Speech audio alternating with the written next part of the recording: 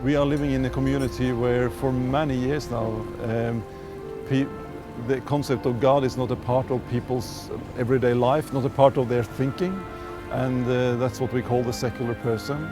The whole idea of religion, God, is foreign to people. Our challenge is to help our people, every single member, to have the courage to talk about what they think and be very honest about it. Be honest about their doubts, be honest about their beliefs, be honest about their successes and their failures, and just show their lives and saying, I know that God is in my life, in this life which is difficult to live, but He is there. People will talk to people who are real, and we need to be real. For the Seventh-day Adventist Church in the Trans-European Division, no challenge is greater than trying to reach out to the secular mind.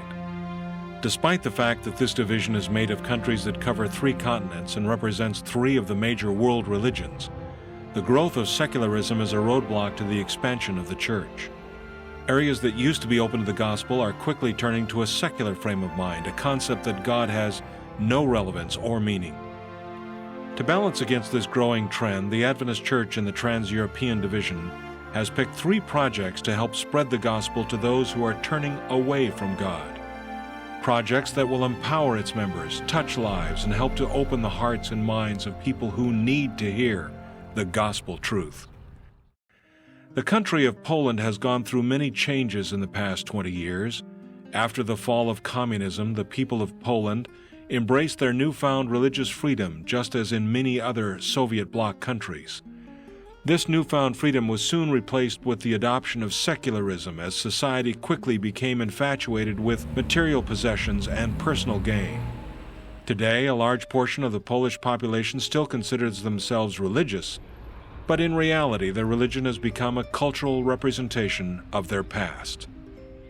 To help its church members reach out to this quickly growing secular society, the Adventist Church has decided to provide a place of spiritual growth where its members can strengthen their relationships with God and with their fellow Adventists. This newfound strength will help them to become living examples of Christ here on earth as they reach out to a society that is quickly abandoning God. The place is a camp called Zatony, located in the northwest part of Poland on a large plot of land that the church has been using as a camp for several decades. Each summer, thousands of Adventist members, their families, and friends come to worship, fellowship, and grow their relationship with God.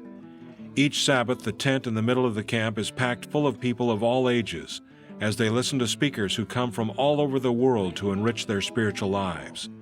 Young people set up their own tent where they can sing songs of praise as they fellowship and learn. They also take time to relax and play together as they build relationships that will last a lifetime. At the end of the camp, a baptismal class meets, and on the last Sabbath, young people are baptized in a service that brings the whole camp together in solidarity. The camp also promotes community outreach, some traditional and some not so traditional. During the day, groups of members take to the streets of the small towns near the camp to pass out literature. They hand out thousands of free books in hopes that they will spark an interest in having a personal relationship with God. Other groups help rebuild houses in some of the poorer areas near the camp. They also meet with local leaders to work on projects to improve the lives of those living near the camp. It may be something as simple as fixing up a small cabin, or as complex as rebuilding a roof and expanding a kitchen for a family that can't afford the repairs on their old farmhouse. The members of the camp are learning about building relationships that will foster opportunities to share their faith as well as better the lives of those around them. At the end of the week, a special prayer service is held, and then the camp members hike out to a hill beside the camp where a cross is set up. As the sun sets to start the Sabbath, the members place rocks at the foot of the cross to represent the burdens and distractions of this world that keep them from having a true relationship with Jesus Christ. The group then prays for the power to be living witnesses for Jesus to those around them each day. This quarter, a portion of your 13th Sabbath offering will go to help rebuild several of the older buildings in the camp. These new buildings will help provide new training options for those attending the camp each year.